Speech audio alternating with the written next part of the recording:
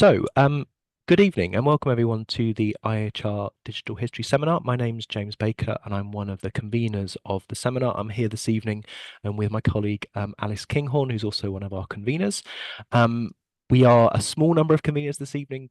Some of you may know we are a larger group normally, but we have a number of our conveners either with small children or small children soon arriving, which is a lovely situation to be in. And they're also involved in and helped us put together this wonderful schedule of talks that we got for this term. And at some point, I will put the link into the chat for everyone to see. This evening, we're delighted to welcome Colin Greenstreet to the Digital History Seminar. Colin will be known to many of you as someone who's worked in public history and crowdsourcing, in particular through the Marine Lives project.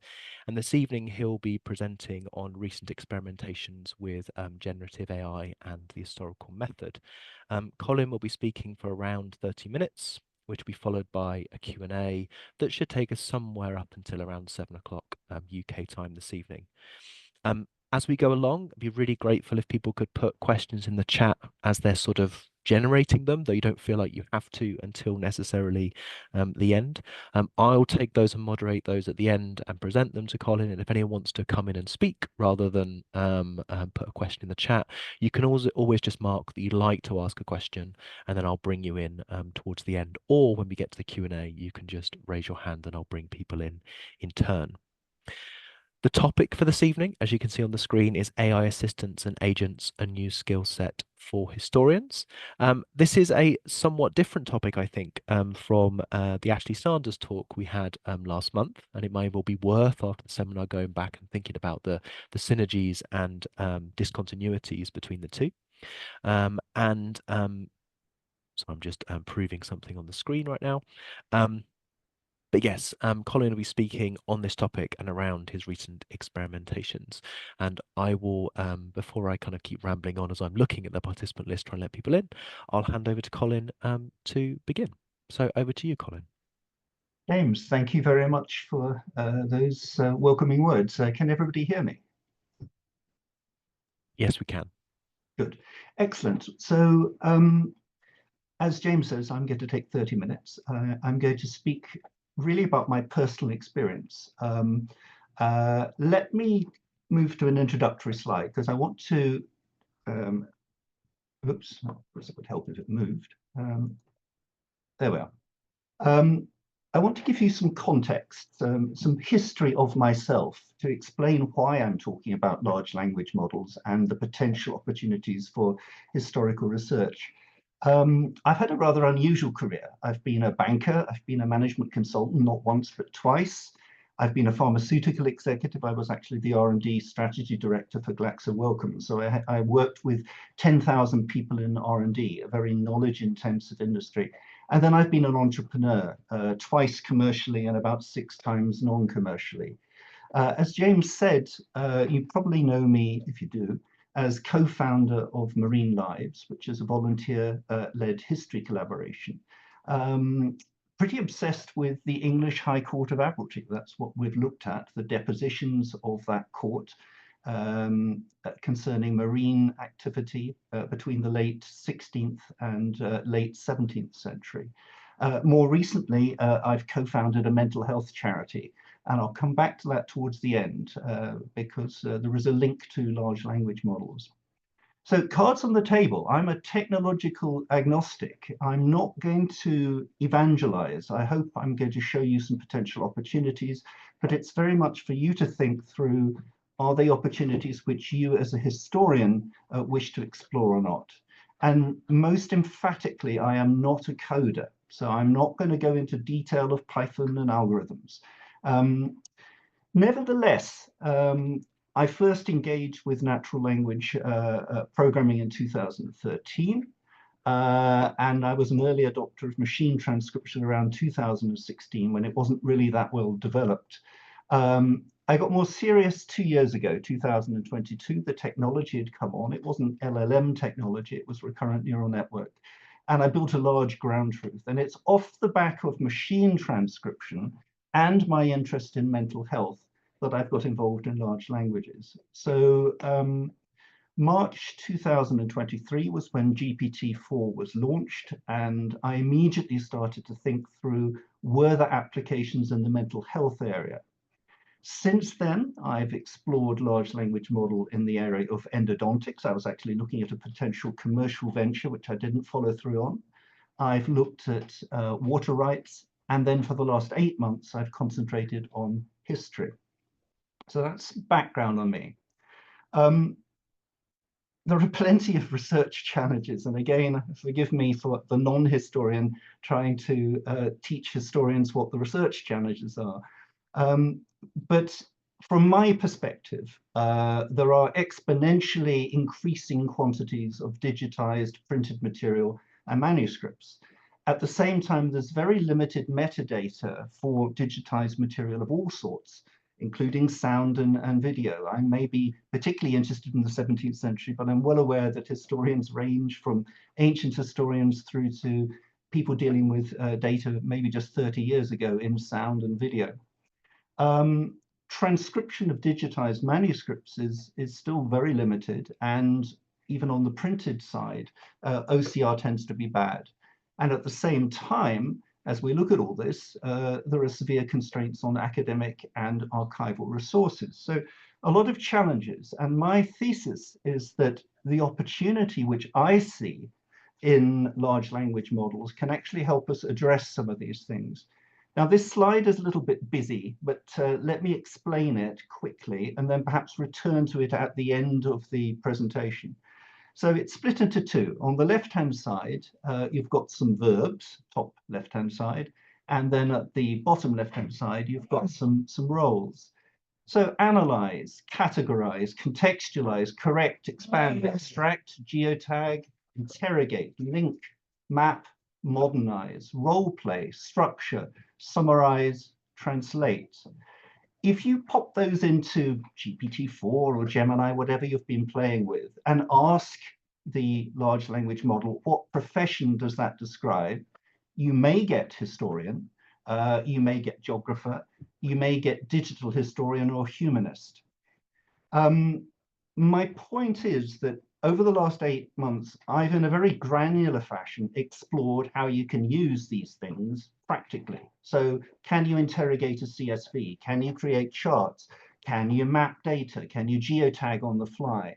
And these, I think it's 15 verbs, is my attempt to pull together the things that I believe that large language models on the textual side, so I'm not going to address their use for images or their use for sound or video in this presentation. I'm concentrating on text.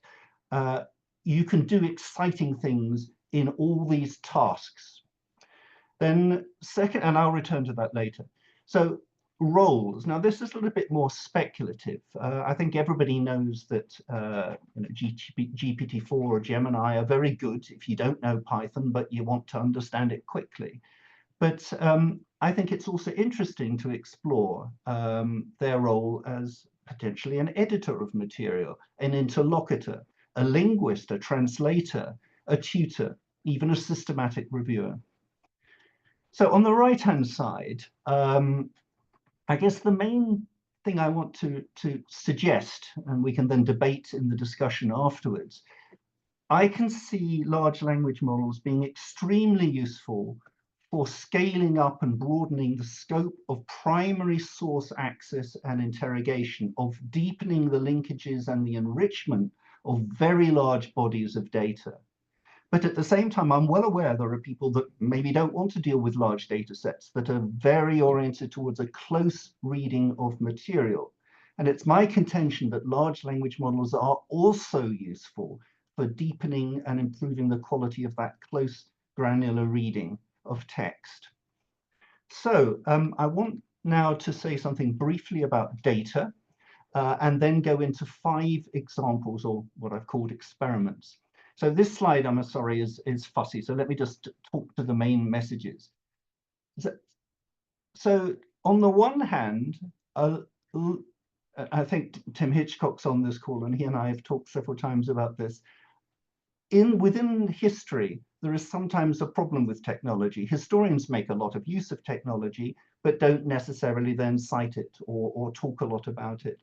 What I want to suggest is that historians bring a very strong professional ability to contextualize, to annotate, a great obsession with data quality, with referencing that data.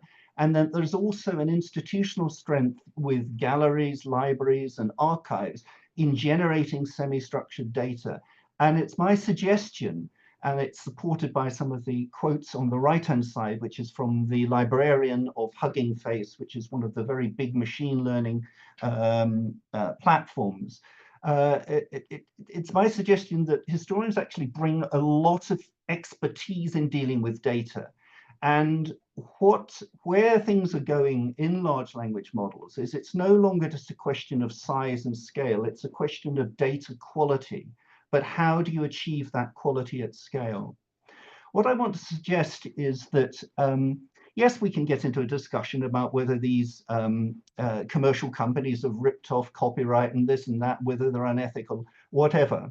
But what I want to suggest is large language models are here to stay, and they are going to go on being expanded, and people are going to provide them with data. I think it is strongly in the interest of the historical community to get as much history domain data and metadata into these frontier models, obviously under correct, acceptable licensing conditions. But I think it's in our interests because our students are going to be using these large language models, not just fine-tuned models that we might have raised funds to develop. The second aspect of data is vector bases, and I'm going to argue very strongly that in specialized areas like history, like law and medicine, vector bases are the way to go, and I'll show that in a minute.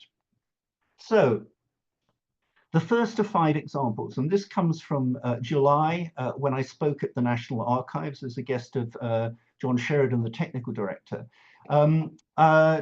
So this is not vaporware, this exists. There's a link at the top, Aurelius Archives it's called, but it's really simple. This is GPT-4, but tailored with about 20 files. It's basically some smart records which are published on the National Archives website, plus its Great British place names, which God help us is 60 megabytes, so I had to split it over 3, is loaded in there.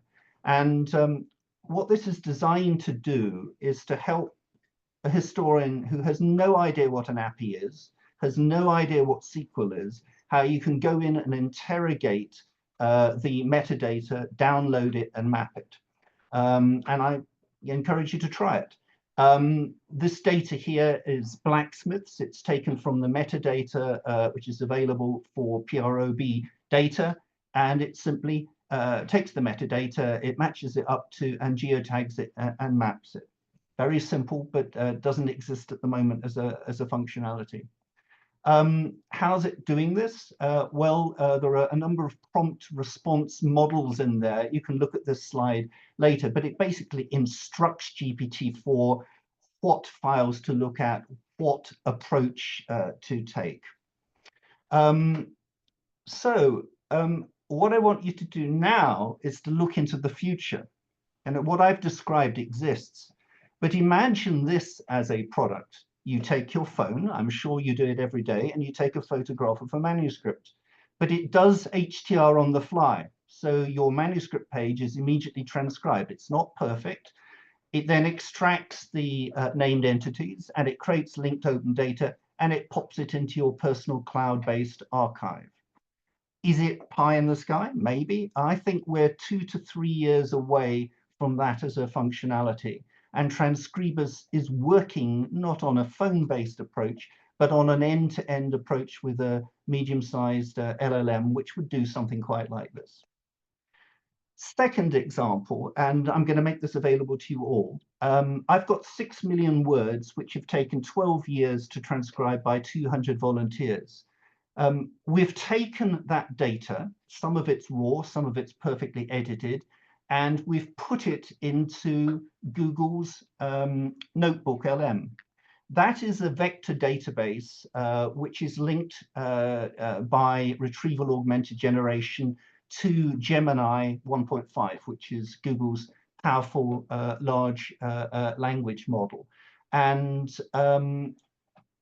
frankly, 6 million words, it's pretty hard to get an overview. So if you want to ask a question of this vector base, such as tell me about trade with Ottoman Turkish ports, not only will it synthesize the material, but it will reference it, and you can then go through the references and it will take you to the underlying document. So that's what historians do. They work with references.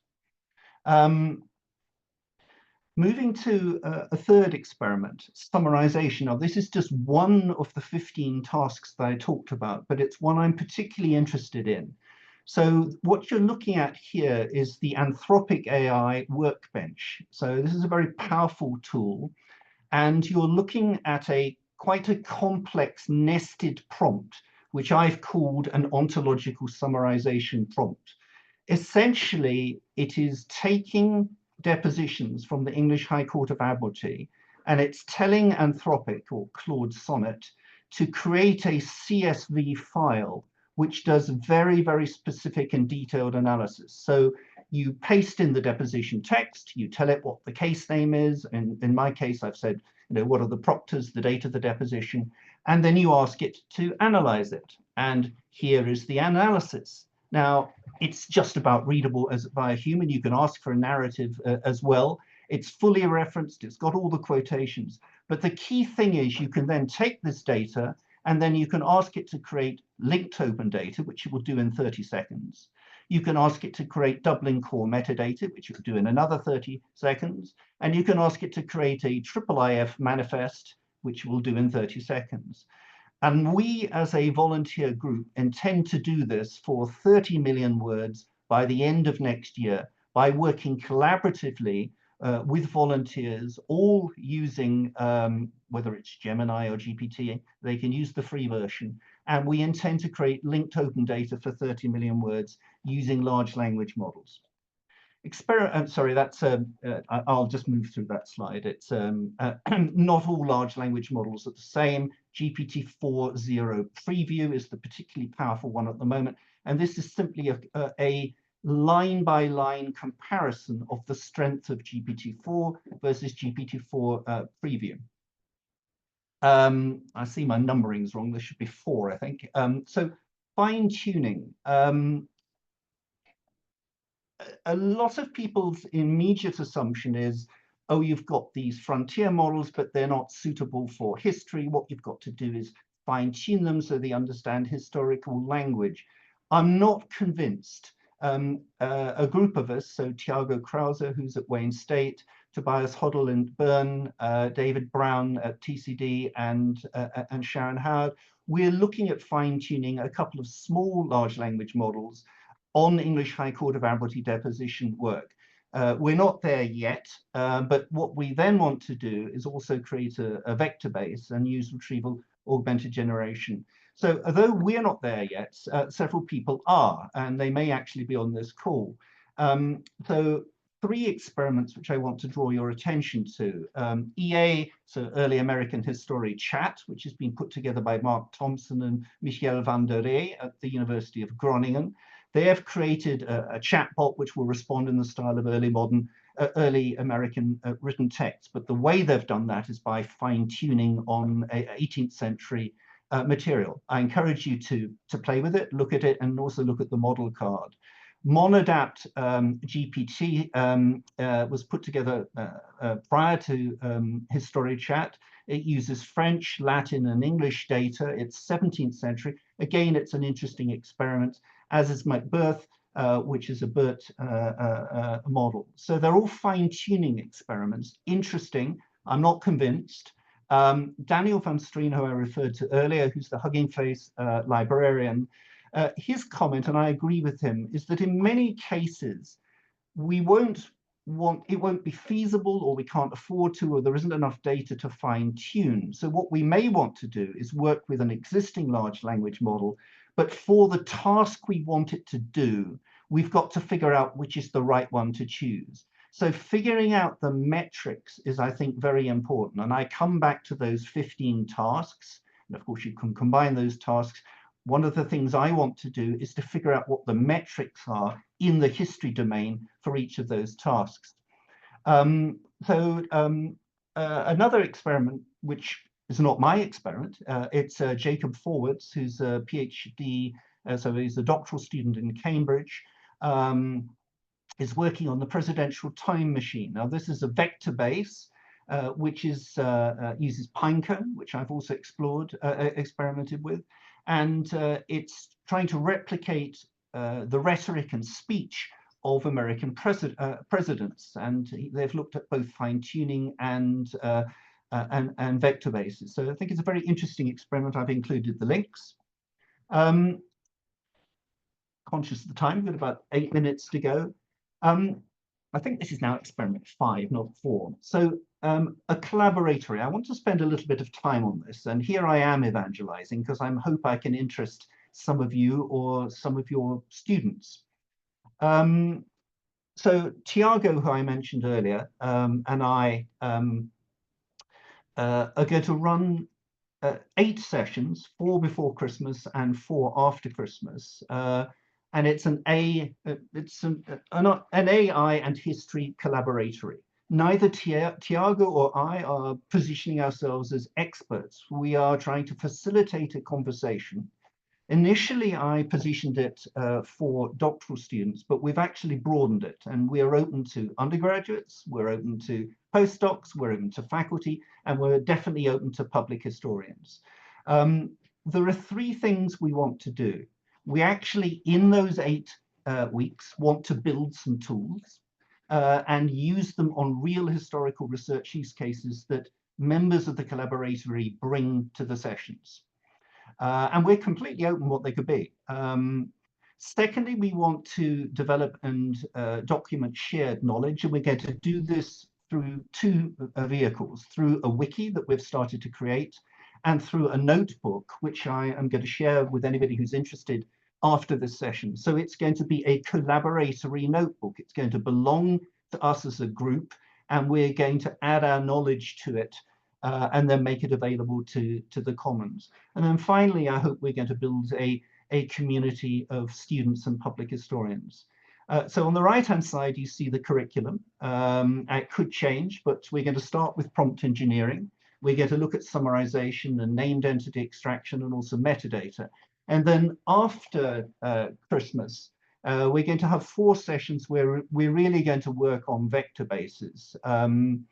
We're going to get everybody with their own GitHub account. We're going to get everybody with their own notebook. And in January, we're going to introduce people to Colab as a way to execute code and do good things with it. And our target is not coders. Our target is people who don't code at all, but are interested in the technology, or maybe have got some background. So what are the main messages I would like to convey? And this is not so much a synthesis of what I've said before. It's a mixture of that and some further thoughts. After 8 months of working, I've probably been spending 20 to 30 hours a week on this for 8 months now, so a significant project. It seems to me that the technology has the ability, if you wish, to lower your barriers to trying out lots of different things. It is a highly sophisticated general purpose tool. In a way, it's like a pencil, which of course we use, well, we now use word processors, but it's highly flexible. It has the potential to dramatically speed up research activities. It greatly encourages experimentation at very low financial cost, at very low personal cost. The great thing about these tools, and I did it with these bots, you make them, it's no good, somebody doesn't like it, you toss it away. It really hasn't taken a lot of time or money. I think these tools do have the ability to change the scale, scope, and depth of the questions we're asking. For example, I spoke with Jack Newman, who's not on today's call, but is going to be a member of the collaboratory. He's a postdoc at Antwerp, and he is interested in putting together a project. I won't go into too much detail because he's and I haven't actually got his permission to talk too much about it, but he basically wants to take 100 million words of 14th century medieval text and work with volunteers to do a machine transcription and take out the named entities and create linked open data. Do I think it's possible? Yes. Would it have been possible 2 years ago? No. So that's the sort of scale and ambition that you can pursue if you want.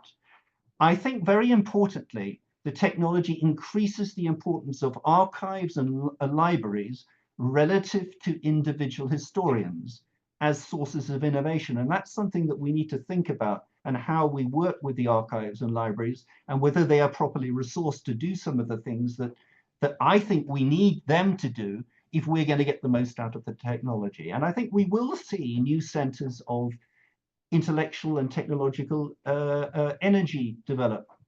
I guess, and here I am preaching slightly, I find it slightly disappointing that some of these big digital projects, when you dig down and you talk to the historians to actually understand who's doing the tech, it's not the smart postgrad student, but it's been outsourced to a commercial digital oriented organization. And there's nothing wrong with commercial digital organizations, but I would be keen that we build the skills within the history community and the archival community.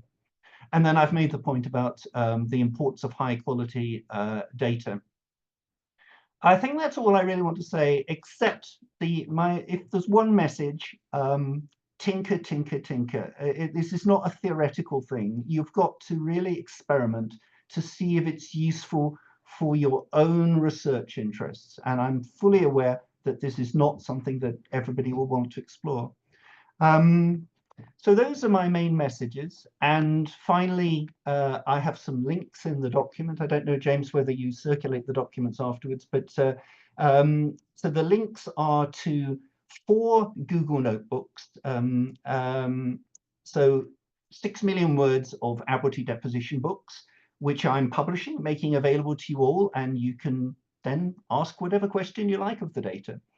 The second is a literature review of large language models in higher education. That's one of the applications of these notebooks, but I think you may find that interesting. I'm sharing the Collaboratory. It's still very much a framework. And then finally, with James's permission, as an experiment, I have put all of the wonderful programming historian material that is on the web, I have put it all into 10 files within a notebook, which enables you to say something like, hi, I don't do any Python. Could you explain to me what Python is? Or could you explain to me anything? So you can work with the wonderful work of programming historian from the last 10 years and use it in a very interactive way. So that may be of interest. And then on the right-hand side, some links regarding both our wiki, the first session, so you would see what it's like on prompt engineering, and finally a bibliography. And I think I'm finished exactly on time. James. Thank you so much, Colin. In A fact, pleasure. I think you're very slightly early, actually. So thank you so much. Should we take the slides down? Should I stop sharing? You can do, or you can leave them up because you may wish to refer back to them when the All questions right. come in from the audience. So Let me. I'll go to the main messages one, and so just leave it there. Yep. okay. So thank you so much to Colin for his provocations and elaborations on various work you've been conducting recently. Just on a very practical point around the slides and everything, if you share that across to me, I can make sure that's added to the seminar page. So those of you who are interested can go to the page on the IHR Digital History site and find those to find redirections to those links. I'm sure that some of the concepts and the ideas you've been speaking about here are things that people on the call might ask you to want to clarify or develop or expand on in some way. And so those of you on the call, if you would like to ask Colin a question, please either drop something in the chat, so type it out and I'll read it out, or just make a note in the chat or raise your hand and I'm happy to bring you in. But before we do that, while I stopped my timer that was just about to finish, I thought I'd start by asking quite a big question, but a question that I'm hoping you'll be able to elaborate for us, Mhm, which is that one of the sort of subtitles to your talk is a new skill set for historians. And I wonder if you mhm, could kind of expand on what you think the skill set actually is, because you've talked a bit about tools, mhm, you've talked a bit about maybe mindset with things like mhm. tinkering, Yeah. and you've talked a bit about thinking about scale Mhm, and the kind of complexity that you might mhm, get from working with a model of this kind that could make things open data, for example, that enables you to mhm. ask certain forms of question. But I wonder if you could if you could boil it down, what do you think the skill set actually is that you are asking of historians to consider to integrating into their kind of historian's toolkit? It's a very good question, and I think the core skill that people need to develop in the short term uh, is the idea of prompting. So the idea of uh, working, it's not computer coding, but it's using natural language to ask sophisticated questions in a way which is useful and will get you useful answers.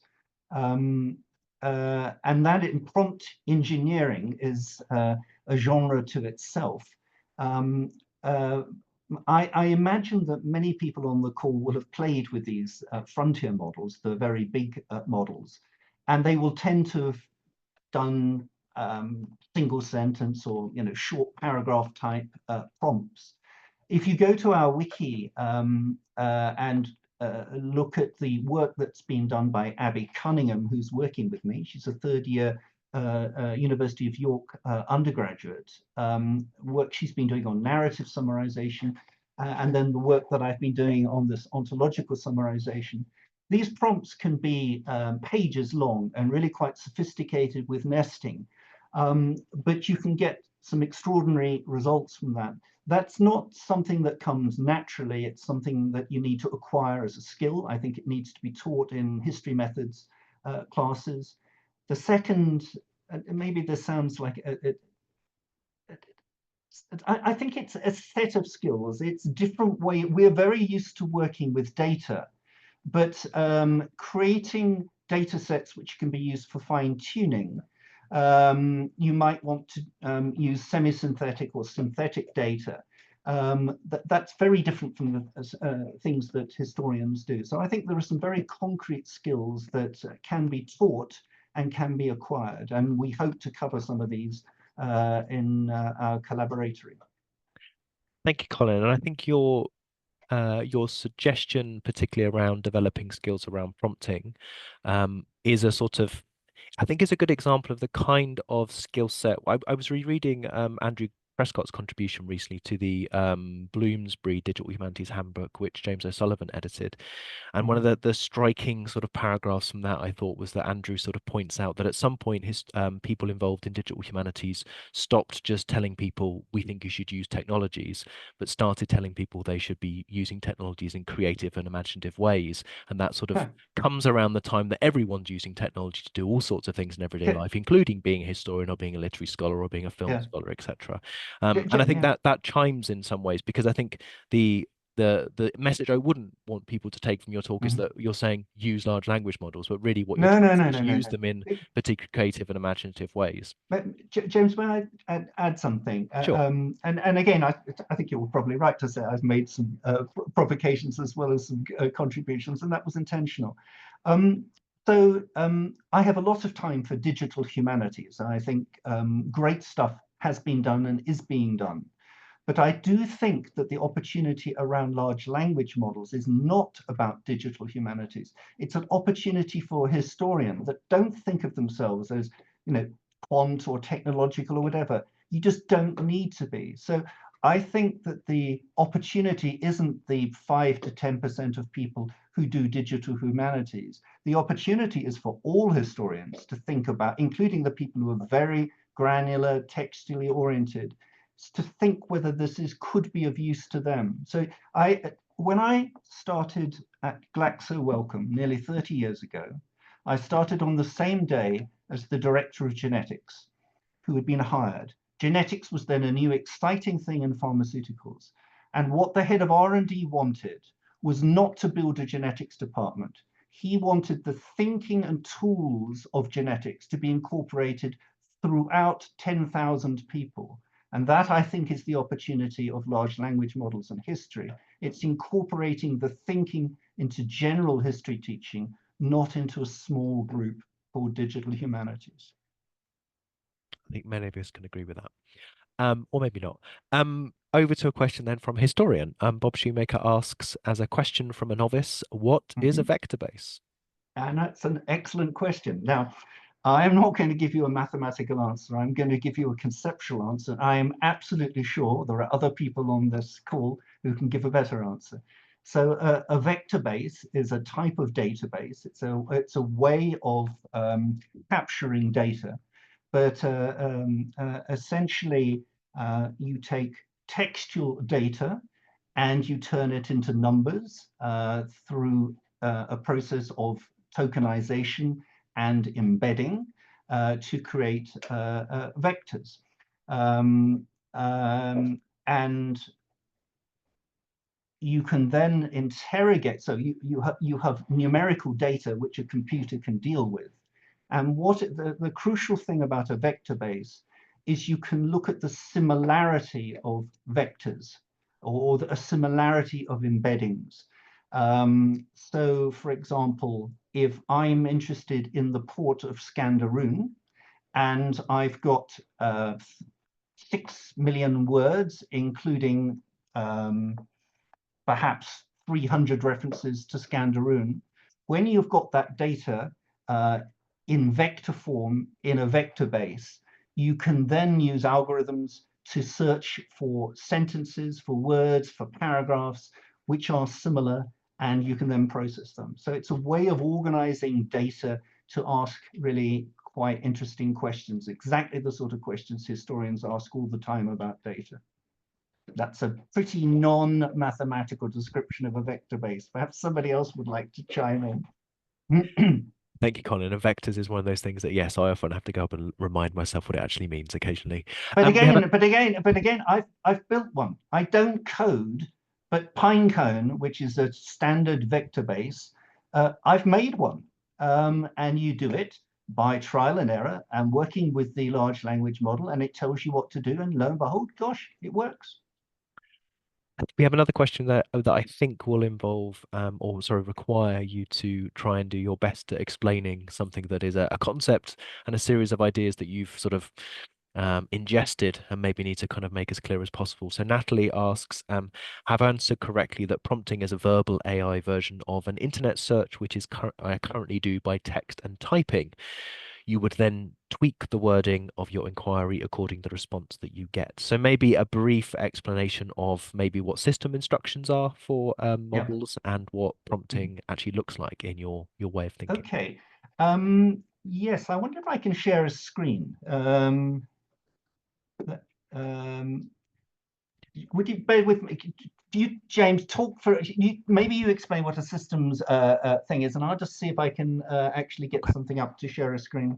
Well, currently Um, you're showing your slide, so you'll have to switch something else. yeah, no, I will do that. I will do that. Hang on. So I will do my best to do that. So system instructions are usually things you do to tell your AI system to be something in particular. So, for example, if you wanted to say to a generic model, and most of the models Colin is talking about are generic models, you want to say to it, "I'm actually an expert in a particular field. Please only give me responses that an expert would need. Don't give me responses for a novice." You could create a system instruction that says, I'm an expert in English literature. I need responses that are tailored towards my expertise rather than Yeah. something that's not to do with my expertise.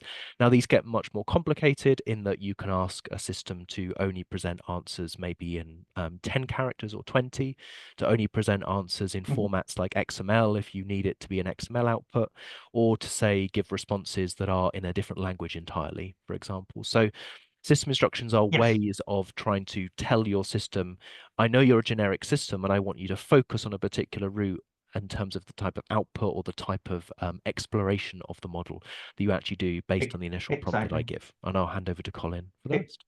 Yeah, no, exactly. No, systems prompts are very powerful. So what I'm showing now is the, hopefully you can see it, it's the Anthropic workbench. So can people see that?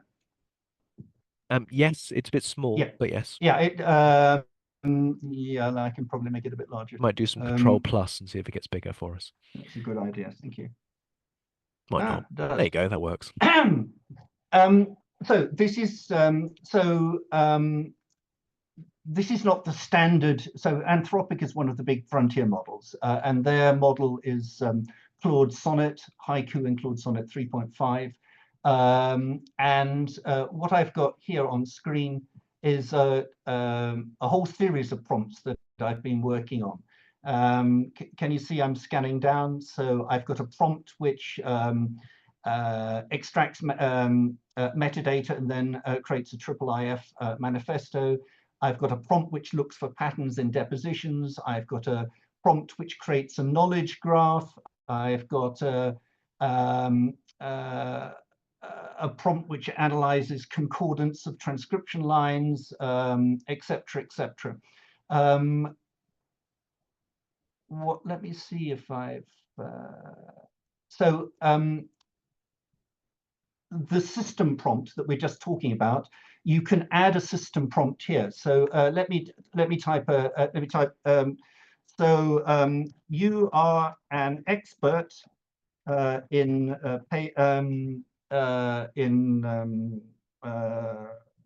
historical. You're an expert in 17th century legal depositions and an expert paleographer. Now, that then conditions the remaining part of the prompts. Now, what I have then are a set of examples. These systems love examples, very structured examples, giving a model of how I would like the output. And then what I have is a very complex prompt. So using XML is a great way of structuring a complex prompt. So the overall prompt is analytic ontological summarization prompt. There you actually see I've actually put the systems prompt at a lower level. So I've said you are an expert historical analyst specializing in 17th century maritime legal documents. Your task is to analyze a deposition, blah, blah, blah, and to provide the analysis as a CSV. I've then stated that there are going to be a set of inputs that the LLM is going to look at. Then I give a set of instructions. I won't go through all the details, but you tell it, read it carefully, extract information, organize your analysis in the following way. And what I'm using here is something called chain of thought prompting. I'm starting at a simple level and I'm building it up. And that gets better results than just shoving everything in. So those are the instructions. Then I come to the analysis framework and I lay out a required set of analytical elements. We're dealing with individuals, we're dealing with maritime assets, with geographical framework, etc. I've set up a location tagging system. So I'm essentially using XML tags in a really sophisticated way. We're identifying maritime spaces, sea areas, coastal zones, river systems, different types of ports, different types of events. I'm very interested in weather events because one of the things we want to do is geotag storms across the world throughout the 17th century. And then we're getting onto the detailed categorization. So I think we've got about 13 components. Then we get to the required output. We're specifying we want the core metadata, we want the analytic elements delivered, blah, blah, blah, blah. And then we give an example of the code snippet. And rather, as you say, you know, here's one I cooked earlier, here is part of the analysis that it's produced. So detailed characterization, vessel information. The particular deposition I gave it has a vessel called the Santa Maria de la Guadalupe. The crew complement, master, we didn't know how many people, but there were 5 to 6 people who remained. I won't go through all the detail, but it is a very sophisticated extraction of data from that deposition. Now imagine that done for all 1,000 depositions in one volume, and imagine it done for 60 volumes. And that's where I want to be with my volunteers by the end of next year on a total budget of £30,000. I'll stop sharing. Thank you, Colin. And if I might add, just before we move to the next question, it one of the things a programmer once observed to me once observed that they sort of said to me was that all programming in some sense is programming based on programming based on programming. The thing that you Mm-hmm. do maybe in a language like Python is actually facilitated by other programming languages Yep. underneath which underpin how computing works. And in some senses, Colin is saying he's not a programmer, but ultimately you're writing in a language which a model will understand in order to produce an output that you need, which is kind of how all programming works. So to some It, extent, if there's it, some of you in the call who are feeling a little bit like, wait a minute, this feels more like programming than Colin admitted, that might be one of the observations we take from this, that it, sort of prompting is in itself a form of trying to create it, structured information which a model can understand. that is exactly right. I really do not code. I can now correct some basic Python, and I'm filled with admiration for the anal obsession that computer programmers need. You get one bracket wrong and the damn thing doesn't work. But the large language models are exceptionally forgiving because they will see through your typos, they will see through your grammatical errors and get to the core of what it is you're trying to say. But there is a process. This is why I say experiment, experiment, experiment. There really is a process of getting used to what is like a very inexperienced but enthusiastic apprentice. That is what you have to get used to dealing with, and you're giving it guide rails and guardrails. Thank you, Colin. So I have one more question in the chat and also a note from Craig, who is on a train and dropping in and out, noting that they are really interested in learning more about the collaboratory stuff you mentioned. So we'll make sure there's things about that that are shared um, with everyone afterwards. And just a reminder, I will put that once Colin shares it with me in the description for the seminar on the IHR Digital History web pages, which I'll also put in the chat towards the end. The question's from Tim Hitchcock, who thanks you for the presentation, Colin, and says, I wonder if there is a difference between how we think about archival digitization on one hand and the way historians work on the other, with the different technologies differently useful for each. I guess what Tim is trying to get at here is that there are digitization and the work of historians are not always seen as one and the same thing, but Mhm, sometimes they do get blurred and sort of blended. So, and what you're kind of mhm, doing here in a way is sort of teasing at the edges of those two separate things. mhm. And maybe Tim wants to elaborate further on that. But is there anything you would like to say about that in the first Uh, instance, Colin, about sort of that Yes, archival digitization versus in a way what historians do? no, I think it's a very interesting topic, and I think doctoral theses are going to be written on exactly how large language models affect the interaction of archivists and historians. My vision is that every historian and every public historian is going to become their own archivist, and that they are going to create their personal vector bases, and that will be linked open data.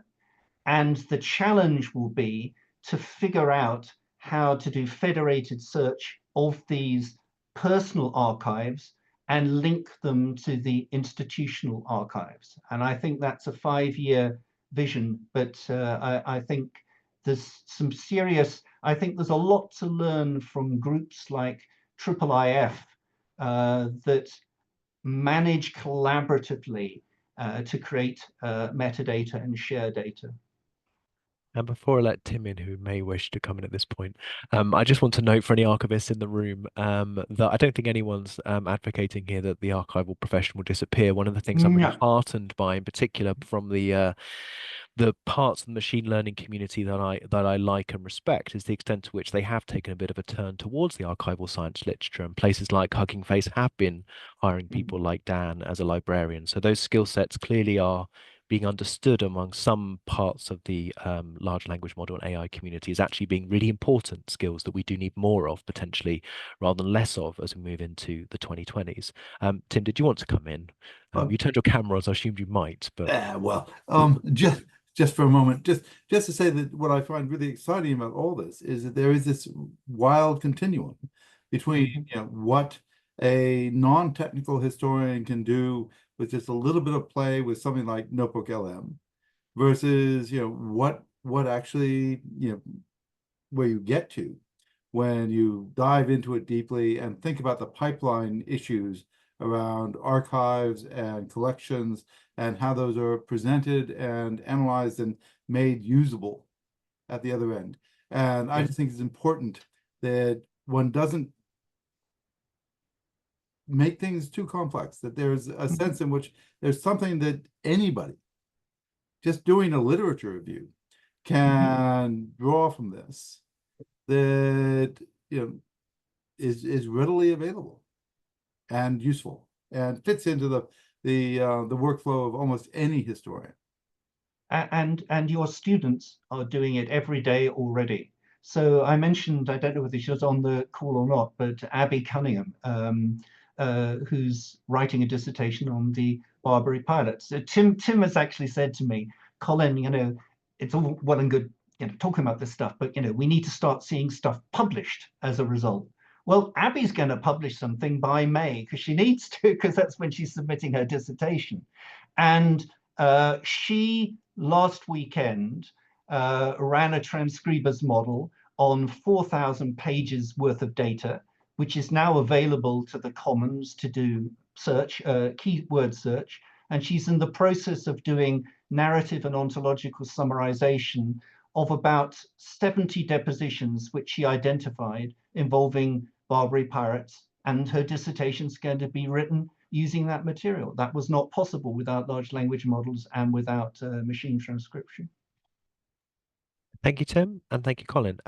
Alice has popped her camera on, so it may well be, as one of our conveners, you have a thought or a question to ask.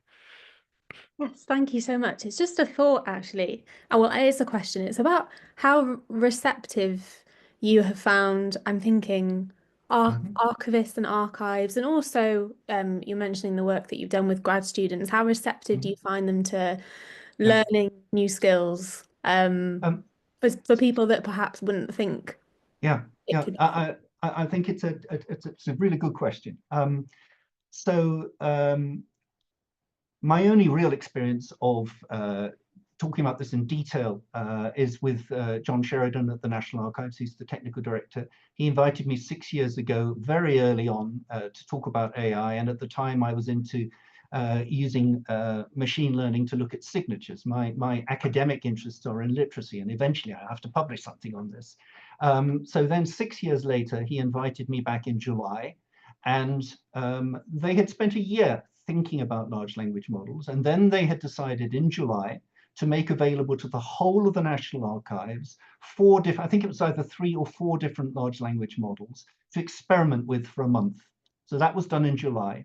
I haven't really caught up with him since, but they are, one of the questions he asked me, and we spoke for about 2 hours, was, did I think that large language models would mean that the National Archives would have to rebuild its business model, its way of engaging with its users, in the same way that they did 25 years ago when they created a digital catalog for the first time? And my answer, and it was with some temerity, was yes. I said, yes, I thought you would need to remake the model. I didn't know how, but so I don't know where they're getting in their thinking. Specifically on students, I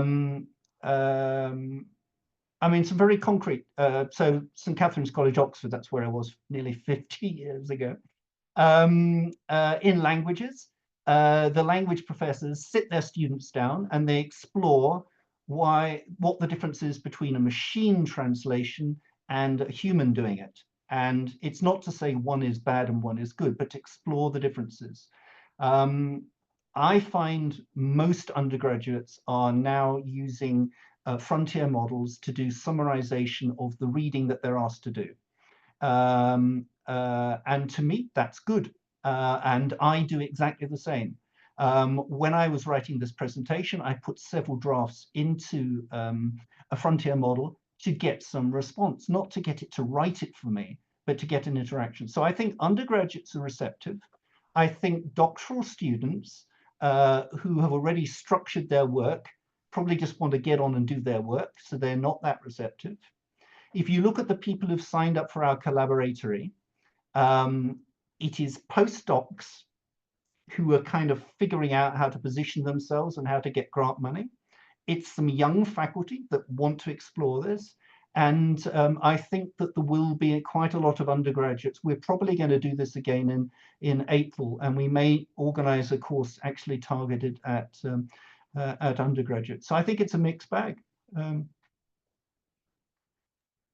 Thank you. I see Mark Thompson's on the is on the call. Mark, I mentioned your work briefly, but any comment from Groningen as to how your students are reacting to the technologies?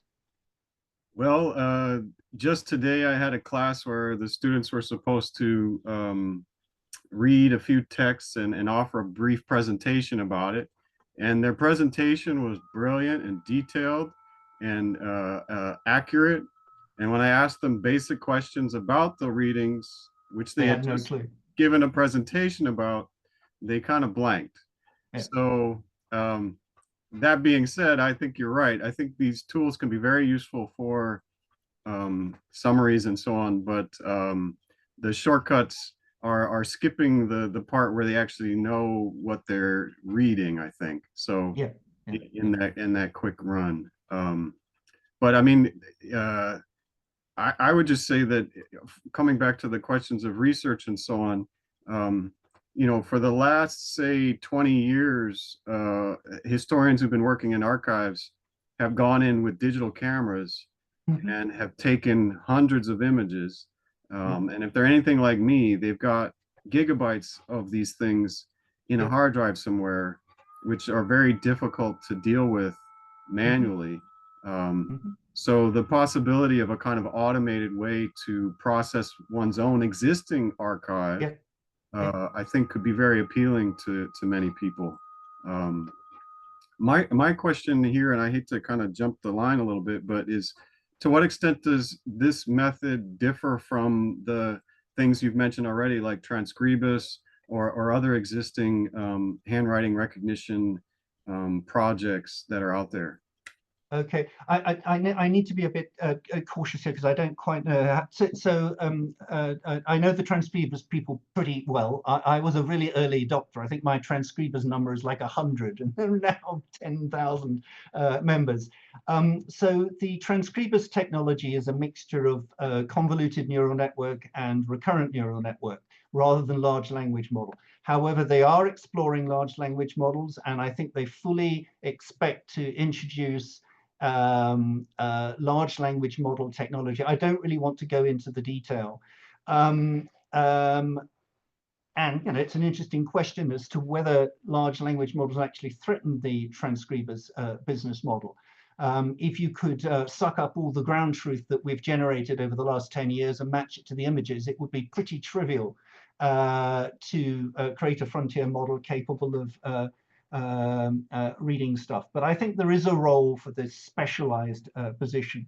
But that vision I gave of the camera taking the picture and doing the transcription and doing the named entity recognition and organizing it into your cloud-based personal archive, I absolutely think is going to happen. Thank you, Mark, for coming in, and thank you, Colin, for the answer. We've got 3 more questions in the chat, which I'll go through before I think we start drawing things to a close. So the first is from Bob Shoemaker, who says, you mentioned the search for, quote, high quality. Has there been any work to verify the results of LLM AI-based research compared to basic manual historical research? What sort of error rates have been found? It's an interesting question, and I don't know the straight answer to that, but what I will do if you're interested is give you the link to the literature review I've done. So it's not particularly systematic, but I've got quite a lot of the literature over the last 10 to 15 years, looking at quality, looking at how people's behavior changes, etc. But I think those are the sorts of research projects that need to be done. And I think you've got to split it down to what task are you talking about in terms of accuracy. So, for example, I mean, this would be a really good comparison. Take an individual historian and give them a volume of Admiralty Court records for 2 years, and it is 1,500 images, and it is 750,000 words. I mean, that's about right. Yeah. And compare the machine's ability to identify the pages which mention Scandaroon and a particular commodity with the historians. I'm pretty sure the machine will be significantly better. But that's a very specific task. I think you need to look through all the different tasks, and you will, of course, find somewhere humans are better. And I don't think it's a question, is the human better or is the machine better? It's how can the human work with the machine to get better results generally? That, to me, is the interesting question. But there's a need for research. It reminds me actually of a paper at this seminar. I've just looked it up. It was in 2017, which Anthea Sellers gave, who was then one of the archivists at the National Archives in the UK. I think is now at the BNF, who was talking about sensitivity review. And it was a joint seminar with the Archives and Society seminar. And it was about some research they'd done about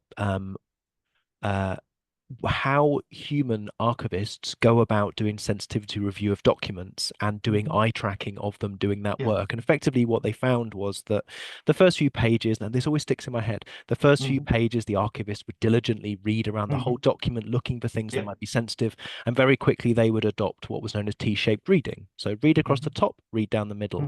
And that's actually something that's replicated in lots of studies of how people scan documents over time. And it's not a failing, to go back to the sort of, it's not the fault of the human. It's more something that we do, and we get into patterns of thinking and reading. And so there clearly need, you're quite right, that some sort of understanding of what it is that the patterns of work that we do when we're doing particular tasks as historians would be useful to know more about in comparison to what machines can James, do. if I might comment on that, because I think this is a very interesting topic. Machines themselves have got they've not got personalities, and I don't want to anthropomorphize, but it is well known that if you put a very large document into a frontier model, so Gemini can now handle 1 million tokens. So, that's an entire 300-page book. Yeah. But it is known that if you ask a question then about that book, that text, it will not be totally systematic in looking through all 300 pages. Now, there are ways of getting it to do that by using chain of thought, prompting, etc., etc.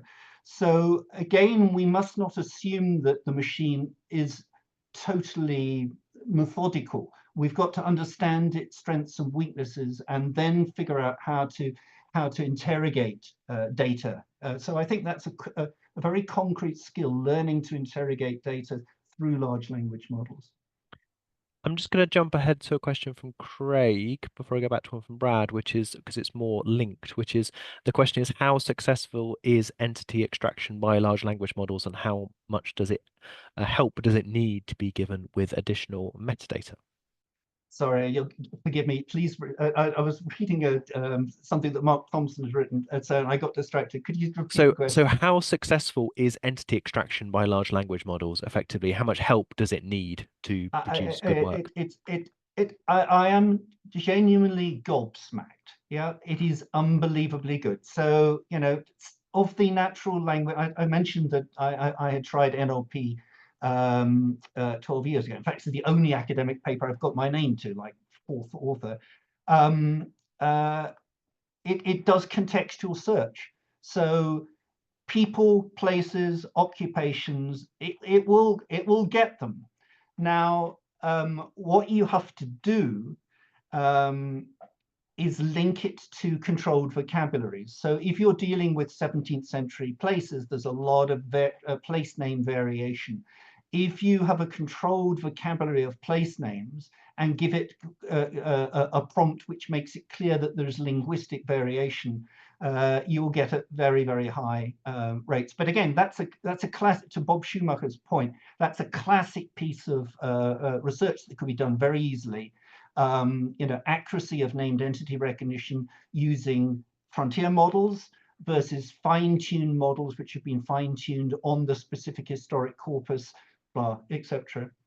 But they are unbelievably accurate. If you want to test it, go to our wiki, borrow my ontological summarization thing, simplify it, and do it on your own data and see what it comes up with. It should be pretty good. And just a reminder, we will share the links in the seminar page for the seminar afterwards. And to add a personal experience on named entities, I over the summer spent a little bit of time trying to ask a very simple AI assistant based out of Hugging Face if it could find plant names within handwritten text recognized data that's not particularly good. And one of the things it was very good at was effectively finding places where, well, that probably is a plant, given that even though it's a bit garbled and isn't actually the name of a real plant, it probably is. And let me try and correct it to what I think the plant name probably should be based on the dodgy HTR, which again, on some very, half a day of playing around was quite interesting to find as something we're thinking of scaling up for some work we're doing. If I may come to another question before we start drawing to a close, and this is about starting about the future. So Brad asks, what sort of time commitment might be required for the collab you were talking about? They're in the process of writing up, so have limits on their availability. So what are you looking for from people to join your collaboration the next few months? So the time commitment is quite simply whatever you want. So if you just want to pop in for 1 hour, so do one of the 8 sessions, that's fine, perfect. If you want to come to all 8, that's fine. So each session is going to be 1 hour. We are going to create things together. So I'm assuming that most of the people joining will not be coders. But for example, we're all going to create prompts and we're going to contribute them to our history prompt library. After Christmas, we're going to create a vector base. We're going to create a pinecone vector base. And here I'm going to be very selfish. We're going to use High Court of Admiralty data. And then we're going to search it and do similarity searches. But nobody other than me will have probably have created a pinecone vector base. I assure you, after an hour, you'll all be able to create a pinecone vector base. So it's not a lot of time, but it's bring your brain and be prepared to make things. Fantastic. So I'm going to take the privilege potentially of asking the last question here, and I'm reminded of our late and much missed convener, Richard de Swart, who, when there was some time left in a seminar, had sort of 2 go-to questions he tended to ask. One was what's going to happen next, or a variant of that, and you've already told us some about that. And the other one was always a variant around what's changed. And what's changed in particular about the historical area which you know about the most as one of our speakers. So I'm going to ask you that question, Colin, about the High Court of Admiralty, because it's something you spend a lot of time working on through your stuff in Marine Lives. And I'm curious, through all of these experimentations that you've been doing over the last few months with large language models using that data, what's changed about your understanding of that information and that the functioning of the High Court of Admiralty through that work? What's changed about your understanding of the records themselves and the kind of richness that they have? Or has nothing changed yet, but you're kind of, I'm not asking you for a kind of like, rich historiographical analysis, but what's changed about what you know about that data? Okay, so I haven't got any new sort of content insights, but I've got new process insights. So you would have thought I'd got bored of this after 12 years. Literally, it's one record series. It's not even High Court of Admiralty, it's series 13. But so my big revelation came from this named entity recognition extraction, was to realize just how structured the damn things are, and to realize that you can create this really big, exciting, interrogatable, linked open data model. So even though I've worked on it for 12 years, I hadn't really seen that you could do that, but now I see you can do it.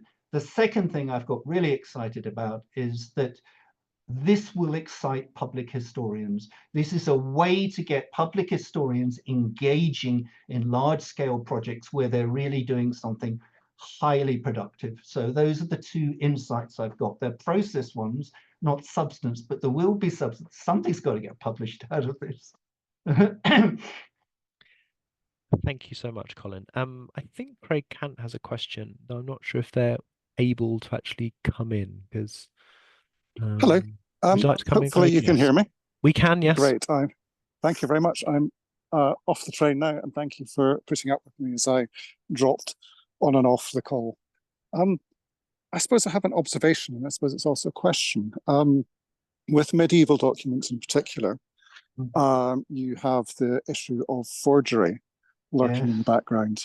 Yes. And I suppose it's how can large language models, I suppose, avoid being taken in by them, but also to flip it around the other way, how can they help reveal things that might not be quite kosher?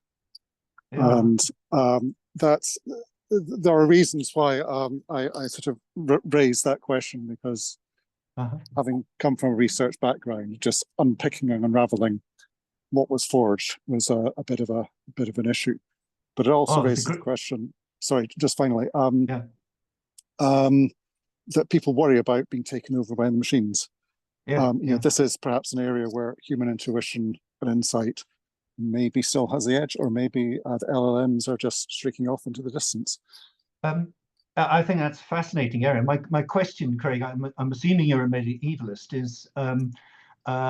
is there already a data set of confirmed forgeries versus non-confirmed confirmed forgeries? And if so, how large is it? Because the first thing you would want to do is to fine-tune a model on a ground truth, if it exists.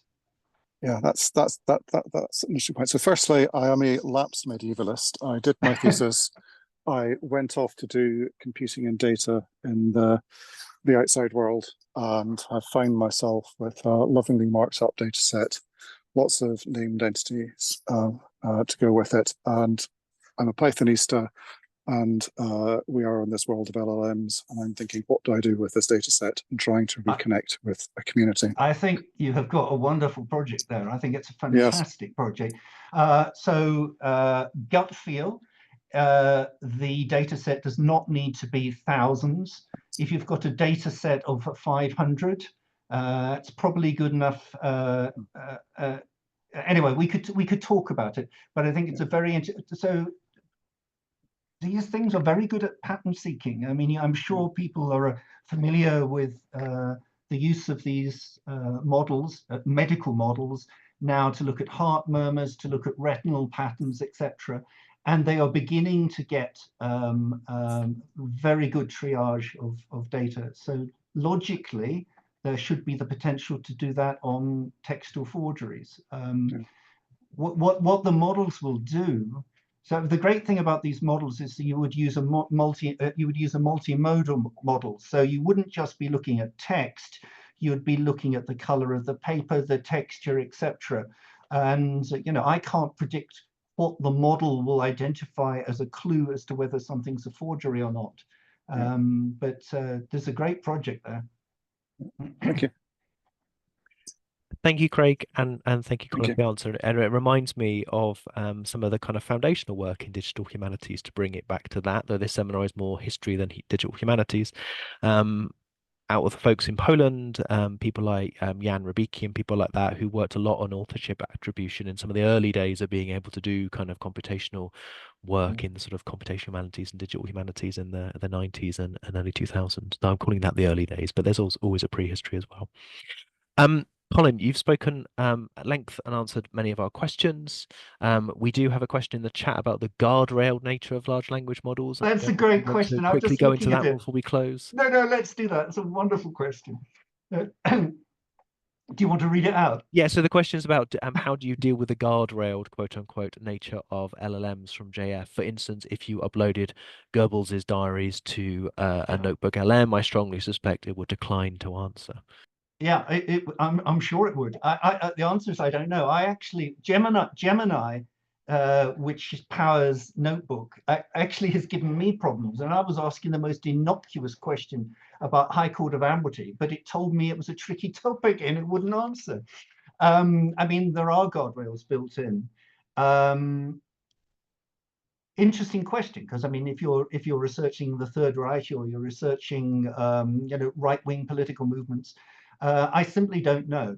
But let me toss one question back to you, and this again would be worth doing. If you remember years ago, I think I've got this right, Hugh Trevor Roper made a bit of a fool of himself when I think he authenticated, I think I've got this right, he authenticated Hitler's supposed diary.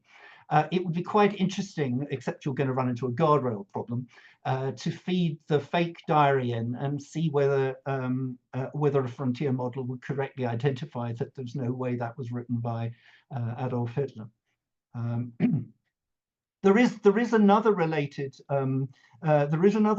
topic to this, and we haven't talked about ethics and things, but one of the reasons that there is an argument for fine-tuning of models to a specific corpus, which is not modern English, is language and values are closely linked together.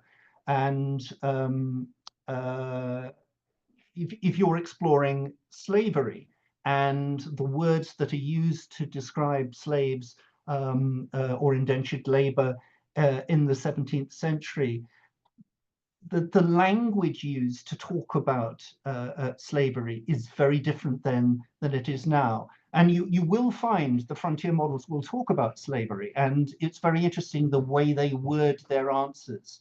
So I encourage you to choose some maybe quite modern, contentious words and explore those, and it will raise issues because we do need to be able to go to the edge cases. And this is a useful reminder, I think, to close, that we are not just dealing with a model of language and concepts built through some kind of process to produce a generative AI. We're also dealing with post hoc engineering on top of those models, which provide certain sets of values that we can or cannot interact with. And there is a whole area of research, if anyone's interested, into how one gets around those things. From a safety perspective, I was reading recently, I think it's a piece in Science that a bunch of people realized if you write your query backwards into lots of models, literally write it backwards, letter by letter, you can get things like instructions for how to get a bomb out of your large language models, which are not supposed to be things you can extract because of the post hoc engineering on top that's trying to stop people getting those things from those models. So there is a whole area of research that's trying to lock down the things we can and cannot see through these models, which are, as has been described in the chat and also by Colin, are kind of different to the kind of historicized understandings we might have of particular topic areas, or the things we might might not enable us to do certain kinds of research because that seems to be unethical based on the principles embedded by the engineers. So maybe we also need to be talking, where possible, to the engineers. I think we should draw this to a close. Thank you so much, Colin, for your time this evening. Thank you for asking our questions, and thank you to everyone in the audience for who has commented, but also just for being here today. So thank you, Colin. Thank you so much. Thank you. The IHR Digital History Seminar continues. We will be meeting next on the 10th of December, where we have a group of scholars with us, Jessica Parr, H. Kilion Makwete, Bahare Sene Mohaved, and Patricia Davis, all from Northeastern University, who'll be talking about the African Building Heritage Project, a praxis in new media as memory. And I hope to see as many of you there as is possible. But the last thing to say, and we thank you once again to Colin for a really interesting evening, and I'm sure it's left us with lots of thoughts and ideas on how we might work or might not work with large language models in the future. Thank you, James, for chairing it. I'm going to stay online, but I have to let my dogs out who are just desperate to get out. Thank you. Okay, bye everyone. Goodbye. Come on.